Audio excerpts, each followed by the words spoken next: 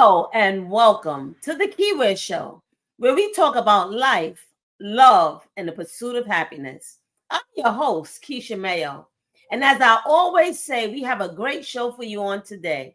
Today, we have author and leadership strategist, Lakeasha Williams. Welcome to the show, Lakeasha, and thank you so much for accepting my invitation. Please introduce yourself to my viewers. Good evening. Thank you so much for having me. My name is Lakeisha Williams, best known as Shine. I am an executive leadership strategist. Well, it's so awesome to have you on the show today. I thank Sonia for connecting us. But we're gonna start from the beginning. Where were you born and raised? Whew. So I was actually born in a small town in South Carolina Mm, called Allendale. It's about two mm-mm. hours away from Columbia, South Carolina, but I was raised in Brooklyn, New York. All right. And how was your upbringing? Did you grow up in church? I grew up in the Kingdom Hall. Although my Mhm. family is traditionally Southern Baptist people, for a time, my mom did um, learn more about being a Jehovah Witness. And so for me, my childhood was growing up in the Kingdom Hall. Okay. And now, who were your role models growing up? Who Wow. did you look up to? Did you have a mentor? Who were your role models? As a child, I have to say that I'm going to identify my parents. And the reason why I identify my parents is that from a very early age, my parents gave me hope. So although I grew up in, the marginalized communities of Eastern Europe, Brownsville and Bed-Stuy, my parents gave me hope at a very early age. And so I knew that my life was supposed to take on a different path. Hmm. Well, I was reading your bio and Mhm. I'm hoping we get through it, because it's so much. And this is a half an hour show, but, we want the people to know all about you. You've held every role, across every level in the educational system from paraprofessional to district leader. How have those diverse experiences shaped the way you lead and support others today? So I think about my childhood, as I just shared. My childhood led me into education. And for me, I knew I wanted to teach early on, but I didn't have any inkling of what was to come. But as Hmm. a teacher, I did have a principal who believed in me as well, and she actually planted the seeds of leadership. So when I Hmm. think about being a principal and turning around a failing school and then serving as a district leader and now in the space of leadership overall, it really and truly is about multiple streams of impact. And how do we become better ourselves so that we Hmm. can positively impact as many other people as we possibly can? So when I think about leadership development, that is the highest form of professional development, when Hmm. you get better and then you in turn help other people get better. Okay, that's awesome. And I mean, you must have done an excellent job because I was reading where you said you were an award-winning principal. Hmm. So that's a blessing in itself. And I was gonna ask you who inspired you to, become a leadership strategist, but you answered that. But what made you want to develop the core leadership shine print system? um Again, being a principal in a community very much so like the one I grew up in, high poverty area. I had a very high STH population. This was a quote unquote failing school, ranked number 29 out of 32 schools in the district. But when I walked through those doors, I saw success, right? And the Hmm. reason why I saw success is because we're working with people, we're working with Hmm. children, family, staff. And I was once these kids, right? And so I Hmm. knew that the same way people poured into me and loved on me and helped me to make it through, I wanted to give the same thing to my school community. But Hmm. in the beginning, other than like leading with love and making sure Hmm. children had experiences, and of course this was a school so they had to learn, there was really no manual. And so what I ultimately did was, as a result of my experience and taking the school that was ranked number 29 out of 32 schools in the district. And by the time Mm, I left, we were number one in the district for math gains, number two across elementary schools for ELA gains, and every award possible that we could get in terms of evaluating the school. We got that. I was principal of the year one. mm, So ultimately, what I did was I sat down and I went through like all of my plans and systems and mhm, structures, and that's how the Shine Print system was developed. And I said, you know what, leadership actually transcends all facets of our society. It doesn't matter where you are, right? And I even tell mhm, people leadership is also not about a title. If you're a parent, you're a leader. If you're active in your church, you're a leader. If you advocate in your community, you're a leader. There are sound leadership principles. If we implement across the different facets of our society, we're going to see success 100% of the time. And that's what the Shine Print system is. So I hear you say shine a lot, and I know you said you're also known as Shine Shine. What's the story behind the name and how does it reflect your mission?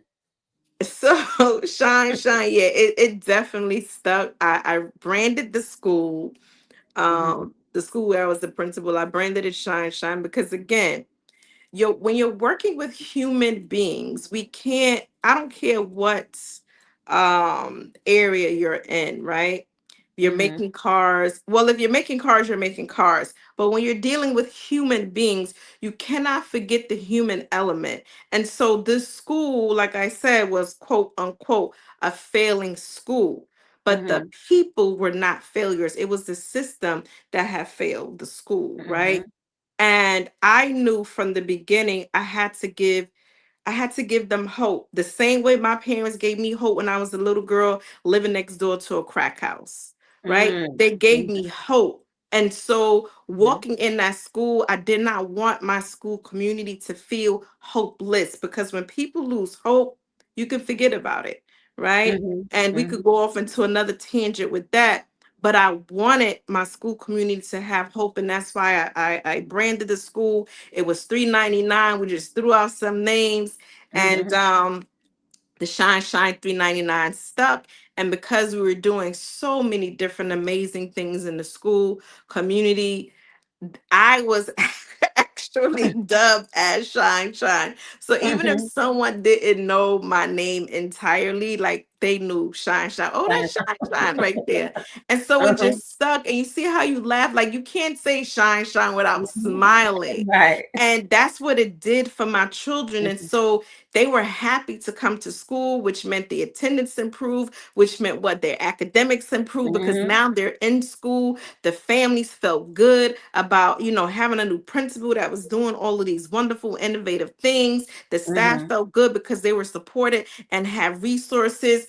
The humanistic value, we miss out on that when we just focus on whatever the product is, depending upon your organization. And so in a school, children have to pass a test. And yes, we want children to pass a test because we need our children educated, right? But Mhm. we need our children to also love themselves, right? Because when they love themselves, now Mhm. we can really tap into their full potential and do so much more beyond just helping them to pass a test. Mm. And now, can you share a pivotal moment in your career that shifted how you view leadership and community impact? Wow. A pivotal moment in my career that shifted it. I mean, I guess I could attribute that to when I was an assistant principal and Mhm. I felt that I was ready for principalship. And I couldn't, get a job. I couldn't get a job as a principal, even though I Mhm. felt that I was ready.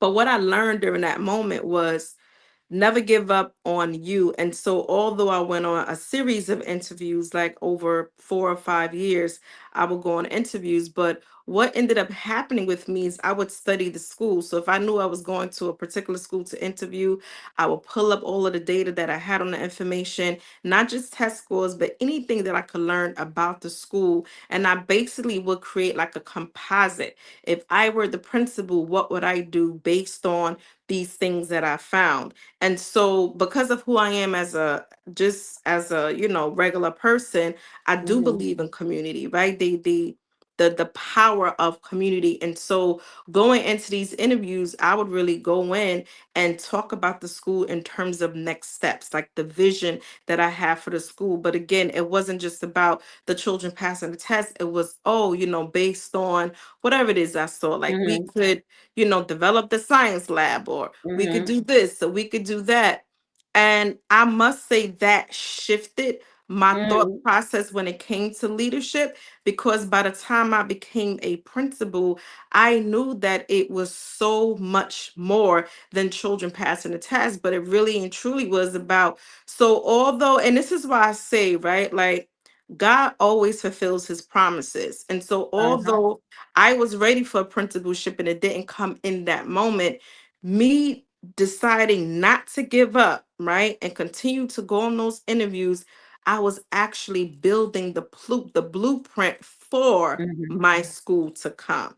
Right. Mhm. And so those years were not for naught. Those years were actually preparation for, so that Right. when I did become a principal, I hit the ground running, and 60 days in, I was well developed. Schools are evaluated using a quality review rubric, and well developed is the highest features you could get. A rookie Mhm. principal, 60 days in, getting well developed was like unheard of. And year Mhm. one, I was voted as principal of the year. So again, let's call that the wilderness period, right? When I was going on Mhm. interviews, because some people did look at me like I was crazy. You're going on another one? And I would say, Mhm. yeah. And I'm not saying that it was easy, because it wasn't easy, but I kept going. There was something in me that wouldn't give up, because I said, I know it's coming. I don't know when, but I know it's coming. And all of Right. those years and all of those plans, like I said, were really the foundation for what was to come for Shine 399. Right. And I don't think anything is gonna come easy, you know. Yeah, I think, there should be a little struggle, because then that, like you said, that's your grounds for, learning and really going after what you want, and in the spiritual sense, that's when you're going to trust in God the more, because now praying to God, God, help me get to this Yes. place that I'm trying to get to. So I don't think things should come easy. If it come easy, I think you should watch out for that, because nothing really comes easy in life. You got to work Yeah. hard. You have Mm-hmm. to go after it. But I Mm-hmm. wanted to ask you too, how do you approach? Because I know I believe, I think I'm correct. You mentored 26 different Yes. principals, something like Yes. that. How do you approach mentoring principals and helping, them become formational leaders in their own schools? So that also was an enlightening experience for me, because it's one thing to be the school leader, right? And you're working with your staff. It's another thing to be the CEO of your organization, right? And you're Mm-hmm. working with the staff. But when you're working leader to leader, that's a different set of dynamics, right? Because this person has already achieved a certain level of success. And the truth of the matter is, things can get in the way of that, right? Mm-hmm. But with that experience of working very closely with other school leaders, I was able to help them, like, let's look at your data, right? But was not just test scores. Data was, let's walk your building, right? Like, Mm-hmm. let's talk about the culture. Let's talk about how, the staff feel when they come through the doors in the morning. Like, all of that is important and relevant data as well, because that speaks to your school culture. What are your walls saying, right? And Mm-hmm. having those honest conversations with principals, but most importantly, being a part of their success plan and helping them, right? Because Mm-hmm. words are very important. So for me, it was a success plan because we're creating the successful environment so that you can achieve whatever it is you want to achieve. And Mhm. a lot of times in these positions, these leadership positions, right? Mhm. People will come in to evaluate you and tell you what you're doing wrong. But you don't always have someone that's coming in and that's going to sit with you and help you to not only identify the gaps, but help you to close the gaps. Right. Mhm. And so I definitely value that role because it was not just an evaluative role, it was Mhm. going in and really helping the principals to carve out their path for their respective schools, and I did enjoy that work, or I do enjoy that work. Okay, well now let's talk about Brick House Unlimited. Now I know I read it was birthed during the pandemic. But Mhm. what was the problem you were trying to solve and how has the vision evolved? So, Brick House Unlimited was birthed during the pandemic, because although the schools were closed, we were still working in the virtual space. Mhm. And just as, when I started prior to the pandemic, we were taking care of everybody in the school community. So, through the pandemic, we continued to do that, but that was a time when everybody was afraid, including myself. But I still had to show up for my school community. But not only did we show up for the children, we also showed up for the families. Like we were still doing our, food drives, and, if children needed help with technology, like we were doing drive-bys, like Mhm. we were still making sure we were a resource to the families. And so my families at that time, they were just so grateful and appreciative for the support that we were still extending to them beyond their children, right? And so it was in that moment that I said to myself, like, I need to do more. Because if we want to strengthen schools, then we really and truly have to focus on what are we doing to strengthen families and to strengthen the communities.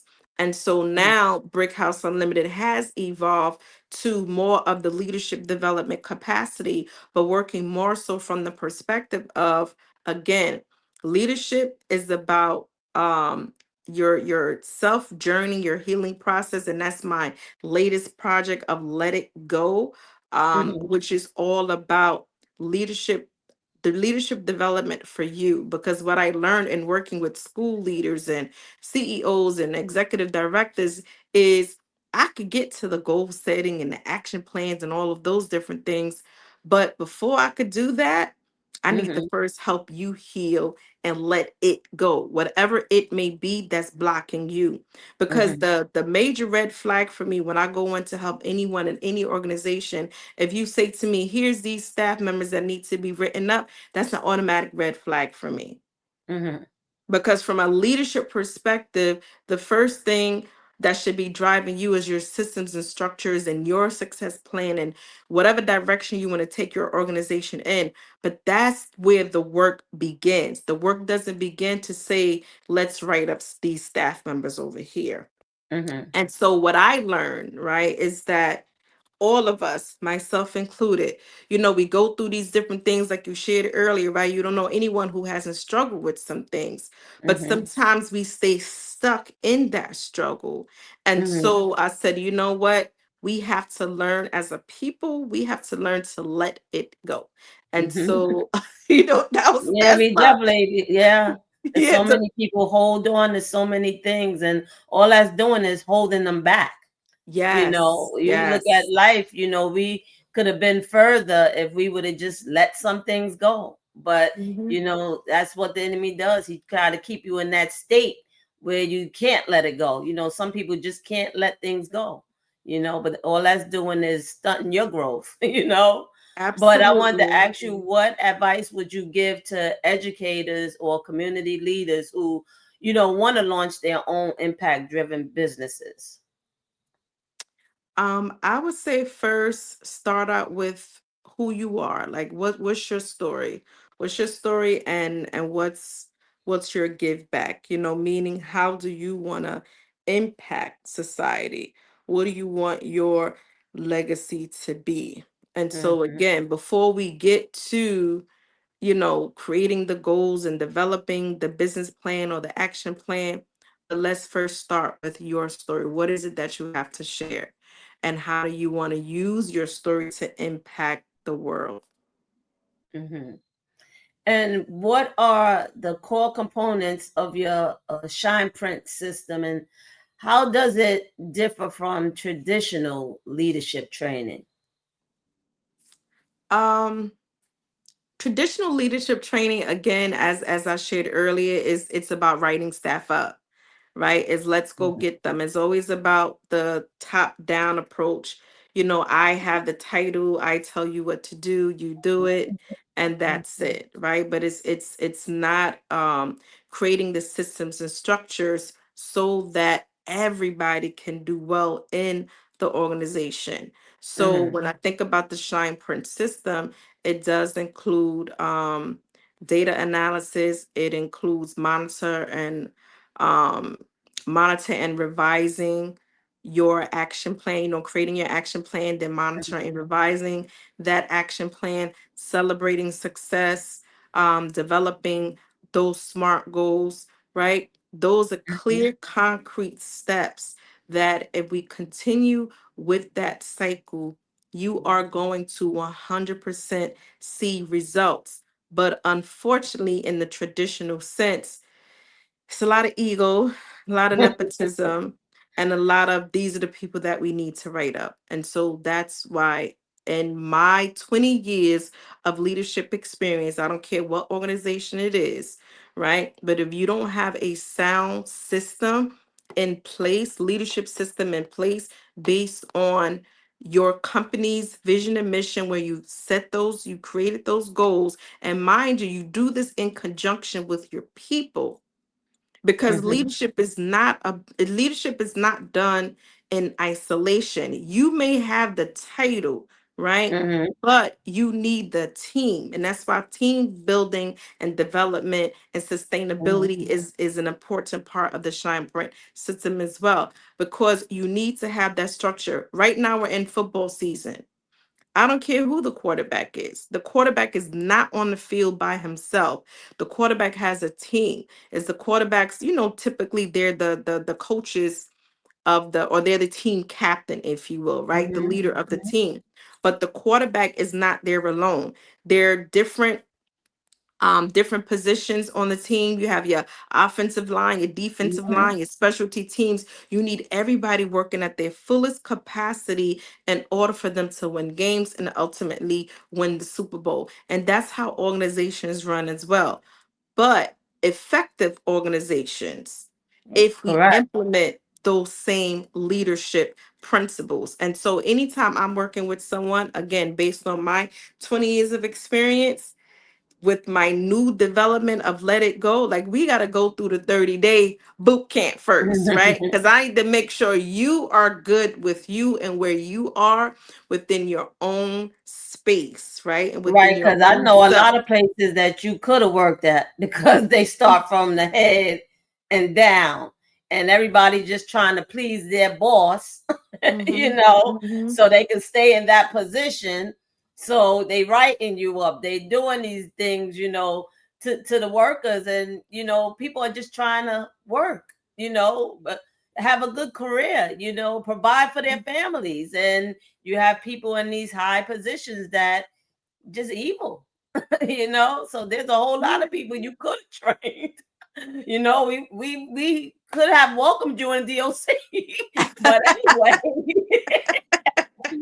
but I want to get to your book because I know we don't have a lot of time left. So I really want to talk about your book, Shine On Brown Girl, and Still I Thrive.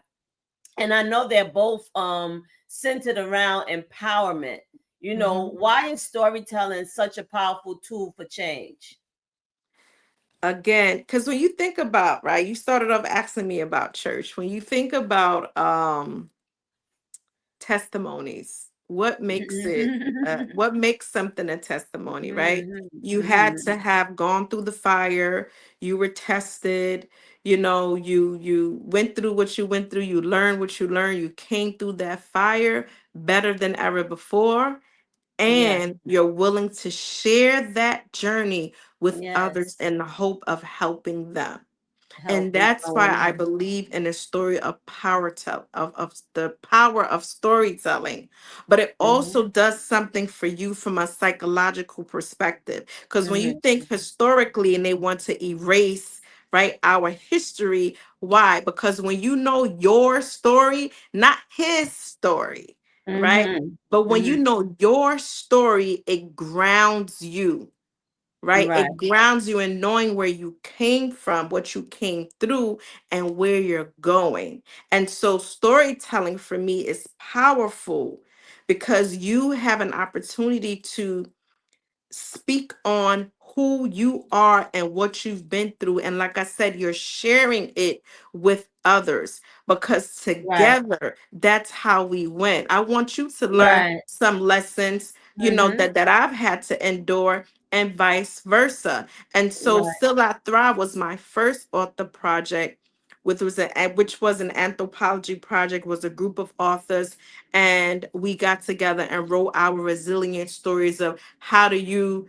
because it was during the pandemic, so it's how do you keep going in the face of all of this adversity. So those Right. were. And Lakeisha, I'm sorry to cut you because I know we have only 2 minutes and I really want Mhm, them to know, where can they learn more about your book? Because I know I think you were recognized on ABC 7, Pix yes, 11, and some yes, other yes. platforms. So, you've been doing some awesome things, with Mhm, what God has given you. And I know you're currently pursuing your doctorate degree, but mhm, we have a few seconds. I want to mhm. know, even with everything you're doing, I know you're pursuing your doctorate, but what mark do you want to make in life?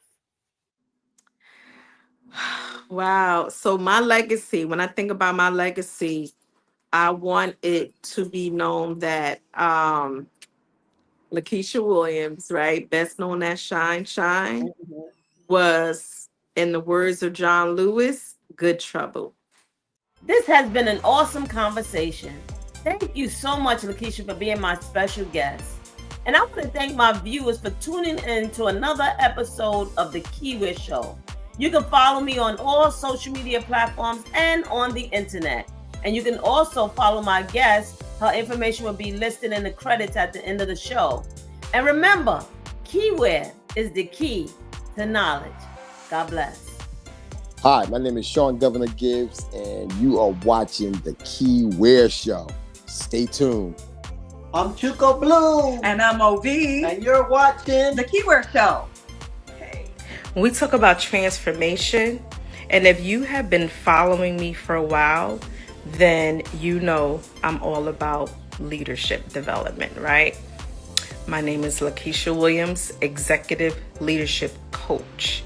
For almost 30 years, I have worked in the school setting. I turned around a failing school, turned around a failing district. I work with school leaders, I work with business leaders, because when we talk about leadership skills, those are transferable skills. We're talking about being results oriented, right?